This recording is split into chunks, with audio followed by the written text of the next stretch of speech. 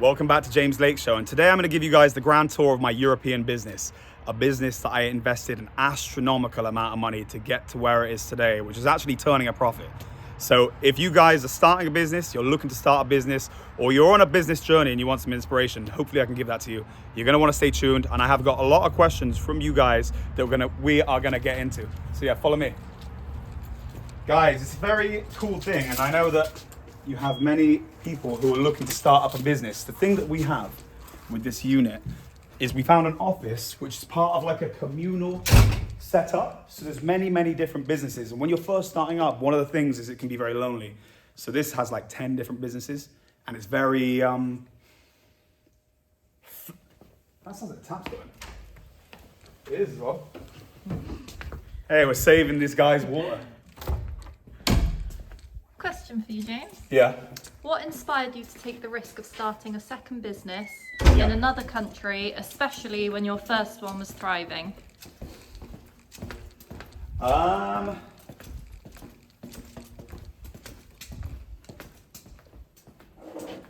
What inspired me? What inspired you to take the risk of starting a second business in another country? Okay, I know. So what it is this, is back in the day, those who are familiar with the channel know that I started a business on eBay and Amazon, and it went real successful. We had a very strong goal, and the goal was that we wanted to make £1 million a year. We got there, and when we got there, there was no goal after that.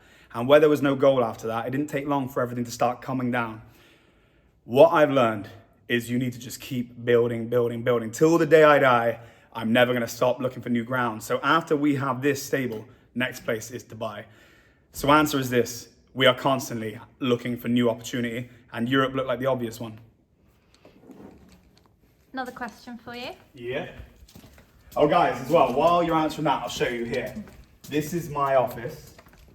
I have my own office here, which is a different, obviously if you watched the last episode, which I know that was a really good video, so shout out to the guys who watched that, shout out to everyone who thumbs up it, and also shout out to everyone who said that I take cocaine. Believe it or not, this is my normal energy, this is how I am. And everyone who said I dress like a kid, yo, the days of wearing suits are over, bros. This is the new suit. This is the modern day business suit, so leave it out. Anyway, when I'm streaming, I sit here. When I'm doing my emails, I sit over there. And if I have a friend visiting, like Shiz, they sit here. So this is my office. I'm gonna show you the sales office where the magic happens. But what do we have as question 2? Question 2. What were the biggest cultural or market differences you encountered when starting your business abroad, and how did you adapt? Okay, so Owen's gonna be able to tell you actually the finesse of how the cultural differences are, because Owen, my business partner out here in Europe, is the brother who's actually pushing the sales, and it is very different. Take, for example, this, and I'm not an expert, Owen knows better on this, but I can tell you the feedback he's told me. If you go up and speak to, say, someone in Germany and you just say hi, they think like, who's this guy just speaking to me hi? I'm not your friend. And when you go, you got to say hello, basically. And then if they say hi back to you, they've invited you, now you can speak to them. So you address them by their surname. But in the UK, you just be like, yo, you all right, mate? That's not how it works in Germany. You're not going to make sales if you do that. So there's a whole different thing. So we've had someone who understood German, but understanding German's not good enough. You need to understand German culture too. So yeah, I hope that answers your question. And as for the actual intricacies of it, I don't know. Like, I'm sure there's loads more. We're perfecting it, and we're far from perfect. But you know what? We're doing well enough to turn a profit. That's the main thing. Oh, and I'll show you this, guys. We're going to do a tour as I give these questions. I'm going to show you. So we just got this. This is a new office we've got. So we're adding this on. So what I tell you about the whole thing being dynamic is like, we're like, okay, we're growing. We need more space. We're growing. We need more space. We started out this business 3 years ago with all of us in this little office, just 2 or 3 of us. Then we got the sales office next door, which I'm going to show you now. Here's obviously where we keep the scooters, a little bit of boxes, stuff like that, nothing crazy. The main warehouse is next door. But obviously it's not the main warehouse, because the main warehouse is in the UK, and the main warehouse in the UK services a lot of this business. So you're going to look at this and you're going to be like, how are you doing hundreds of thousands of pounds a month from here? But the answer is we wouldn't be able to if this was our only premises. So we are leaning on the UK. But that's what the UK is there for. The UK, it was the start of this empire, and these are the next pieces. So yeah, this is the warehouse here. Shout out Emre, who keeps this place immaculate. And Jeffrey, who runs the operation, who I actually met at the kickboxing gym. So shout out Jeffrey. Everything happens for a reason. And here's the sales office. What's the next question? Next question. You mentioned it took 3 years and 3 times the budget. How did you manage the financial and emotional challenges during that period, this period? Look, this is so sick. I love this place. So this is what it was. A business does take a long time to make money. There's no two ways about it. But because we had had such good success and it had come so fast in the years preceding where we started this, 2019, 2020, where that had happened, I think we just thought we were going to come here and start a business that was going to make money. But no. We spent 100,000 euros on hotels in year 1 alone out here. And we're not making any sales. And you know what happened is it got to the point where it's like a bit like poker. If you guys have ever played poker, listen, I don't play poker anymore. I ain't got patience for it neither. But I used to play poker. And it was like this. You get something called pot committed. You guys, if you understand poker, are going to know what I mean. Is you get to a point where you put so much money in, you don't want to come out. And we put a lot of money in. I'm like, right, I'm sure we can do it in year 2. And then me and Owen had this conversation. We were on a train coming back from from London. And I was like, right, me and Owen were like, right, we need to get out here. Me and Owen decided we're going to put way more focus in it. We're going to start employing locals. And that was a game changer. But even then, a year goes by, still not making money, still losing money. Another year goes by, still losing money to the end of year 3. It's made 700,000 in losses in pounds. And we've lent 300 grand, including stock and cash and capital. Well, 200 grand, but it's like 900K sterling between the cash and the 700 losses makes it €1 million. But I can see why people say that I do cocaine because I'm speaking OS. Listen, it's, I was just thinking that. It's like 20 past 8. I just got so much information I'm trying to get to you guys. Look, I don't do cocaine. I hate cocaine. Like, I would never do that. And listen, you got me all wrong. Hopefully you can see it. I think people are like paranoid in cocaine. Do I seem paranoid to you? No. Yeah, so by the end of the 3rd year, at 31st of August, we were 993,000 euros. David gave me that number. But the thing is, I didn't even know that number until like 6 weeks ago because I didn't even want to know. Sometimes I'm a bit of a crazy businessman because listen, like my dad and me are a bit different. My dad's a master at this stuff too, but he would be very like, know the numbers. I'm just like, it feels all right. Look, I know we're a hell of a lot of money in a hole. And I've got like my FD and that saying, when's the limit? When are we going to stop? And I'm saying, it's going to work. So I think I've got a bit of woo-woo, a bit of crazy in me. So like, if I was running by the metrics, maybe I wouldn't have gone all the way to $1 million in a hole. But I was actually walking into my sister's cafe the other day. This is long, and I can see what you say about the cocaine stuff, guys. But like, I'm walking into my sister's cafe the other day, and I was like walking in my tracksuit, looking like a teenager, like you guys say. But I felt quite the opposite, you know? I was like, wow. I haven't really paid myself the last couple of years, but I was like, wow. I really got to a point where I can invest $1 million into a business. Like, I didn't think I would get here. That's crazy. So, you know what I mean? And I say, like, even if I fell down now and lost everything, I'm kind of happy that I got to a point where I could even do that. But anyway, fear not, because we started making money. So God bless. And another question. Yeah. What specific factors make the high barrier to entry into your industry both a challenge and a unique advantage?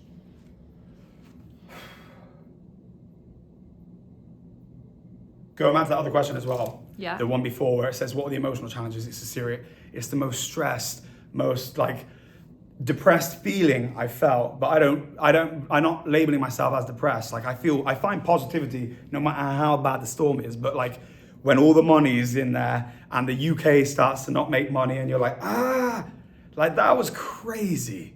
So yeah, that was a serious emotional test. I didn't want to miss off that part of the question because I thought it was interesting. Yeah. But what was the other part, Beaksy? Other part, what specific factors make the high barrier to entry in your industry both a challenge and a unique advantage?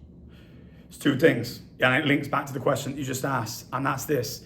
It's that the high barrier to entry is the money, because okay, we did some things where we didn't have to spend as much money as we did, like 100 grand on hotels, because we were manning the office from out here. But there's no way of not paying for accommodation, so that was always going to be something. Let's say it could have gone from 100 to 30, okay, save 70. But the amount of money, many people, just like our business in the UK, have set up out here in Europe, and they've had to go back home with a tail between their legs. So the high barrier to entry is 2 things. It's the money, It's being stretched so thin that you're not able to work away from your business without that one falling on its head. But lucky for us, we have a killer management team who I've been to hell and back with.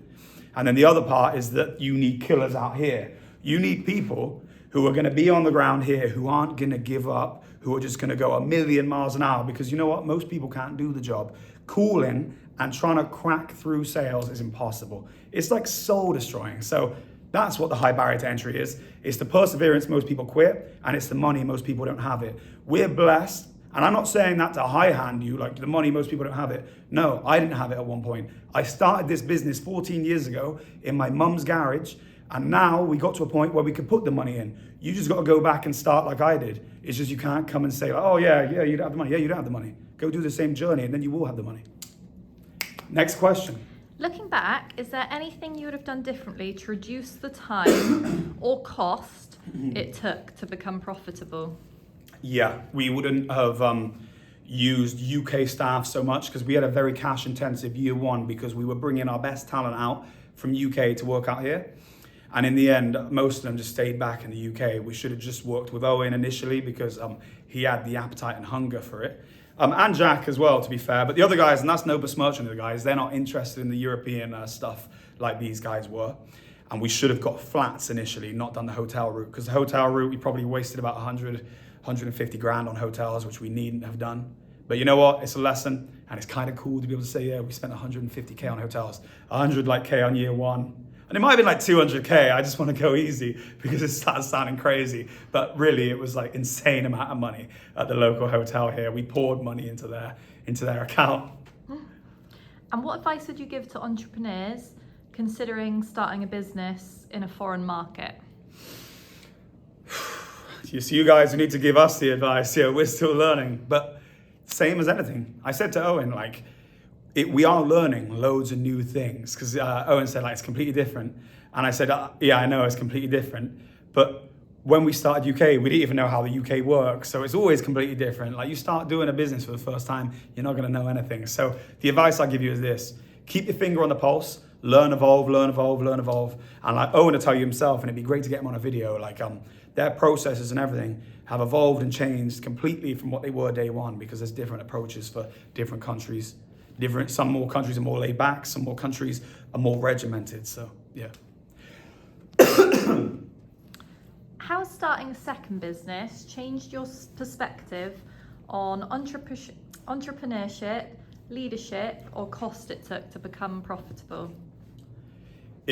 Like I told you in my last one, a lot of people are control freaks and they trying to like change everything and like you shouldn't do it this way because I'd do it this way. And you really, if you want to do what I'm doing now, where we have a business out here in Europe that employs 10, 40 back in the UK, you need to trust people to do the right job. So you need to find people who you're not going to stress about the way things are done, because otherwise that's going to drive you crazy. So yeah, super, super important if you want to do a second business. You need to have a management team where your values align. It's going to be difficult to just meet people and set it all up. You have to have gone through the thick of it. So you've got to build relationships with people you trust. You've got to have similar goals. And even if your goals aren't identical, because you're not going to find people the same as you, otherwise the world wouldn't be very fun. But even if you just find similar, like obviously, much of me to say this myself, but I don't believe people work as hard as me. And I look at people around me, and there's people in my business that work harder than me. And like I tell you, it's rare because most people do not have that kind of, so that's what you need to find. And most people don't have it. Most people talk. We don't really care. Like, yeah, okay, I'm dressed in this very nice tracksuit and I drive a very nice car, but I do not care about any of it. All I do from the minute I wake up to the minute I go to sleep is think about how I'm going to get further ahead. So there you go. And can you share a defining moment or a breakthrough that turned things around during the challenging first 3 years here?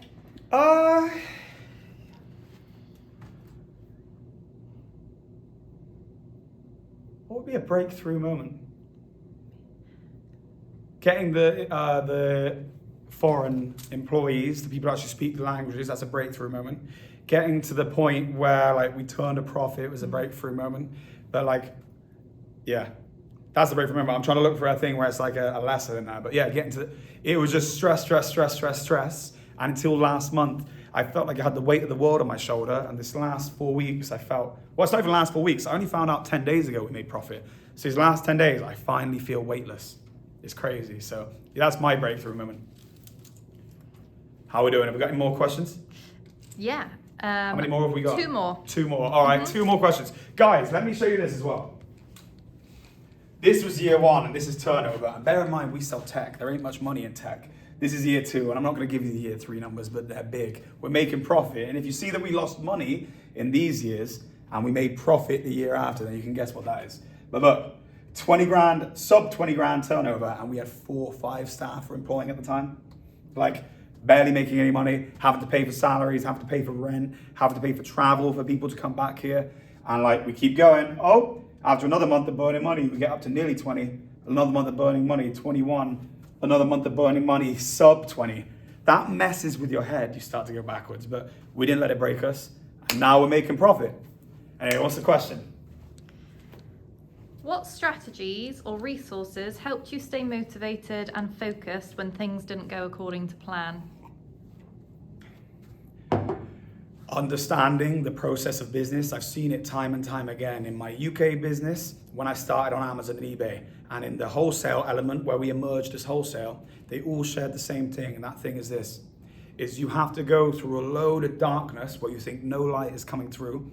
But if you trust the process, you trust that hard work will pay off in the end, that everything is an energy exchange, that if you give 100% of yourself to this business, in the end, if you keep doing it, if you keep evolving and you do not quit, in the end, the energy will have to come back out somewhere. Like, it's not a black hole. A business is not a black hole, but it might feel like one until a certain point, but you don't give into that. You keep pushing, and in the end, it will suddenly start putting energy out, and you're like, what the heck?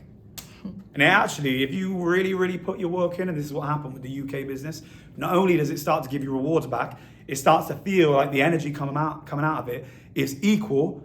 I don't want to say more because it's sometimes you forget how much you put into something, especially like years of working on your own, all this stuff. But it's almost like that black hole that it once felt like. Not only is not a black hole now, it's like a star emitting more radiation than it ever did, if stars exist. And last question. What is it? Now that you've experienced success in 2 different markets, what's next for you in your businesses? Are you considering a 3rd venture? Of course we are. Well, actually, there's a few different ventures. I'm not even going to talk. There's a secret venture, which I'm going to bring onto here at some point, and it's going to link to the channel, which is going to be very, very cool. And then the last venture is, we're setting up in Dubai. JLC is going to Dubai, and when it goes to Dubai, we're going to be selling to Saudi, we're going to be selling to all of Asia and countries we currently can't sell to now, so it's going to be amazing. So I think that in the end, I know in the end, but I say I think because I want to have candor, I think they call it. But I know we're going to become a £1 billion organization, and I think the lesson that I've seen from all of this, like even though I'm not making millions out here, we made like a couple of grand profit after everything. But it took us €1 million to get here, and there was plenty of times to quit. What I see now, kind of like what Trump did when he's like, fight. Like, I do believe that if you do not quit and you fight, like as cheesy as that is, I think it will not fail. I think everyone can achieve what is impossible. And I know it might have me to say it's impossible, but to me, it did feel like impossible. And I know people do way bigger stuff, but I know that we can literally do anything. Like it or lump it, look what Jake Paul just did with Mike Tyson. Like, forget who won, forget whether he should have been taking that fight because the guy's old. And I love Mike Tyson. Mike Tyson is a legend. But I bet no one believed Jake Paul would even get to these heights within boxing. Like, actually make a fight like that happen. Like, why? It's because he believed it. And I think that's where it all starts. I think you got to believe it. So, guys, I hope you enjoyed the video. And if you've got any questions, make sure you hit me up on Discord. I will put the link below. Make sure you join the Discord community. So I'm going to continue making videos like this. After the success of the last business video, I'm going to start giving you guys more business advice, and I'm going to start documenting my business here and in the UK. So make sure you tune in. And make sure you follow me on Instagram, James Lake Show. Subscribe to the channel and question below any questions that you want me to answer in the future. Cheers, brothers and sisters. I'll see you in the next one. Over and out.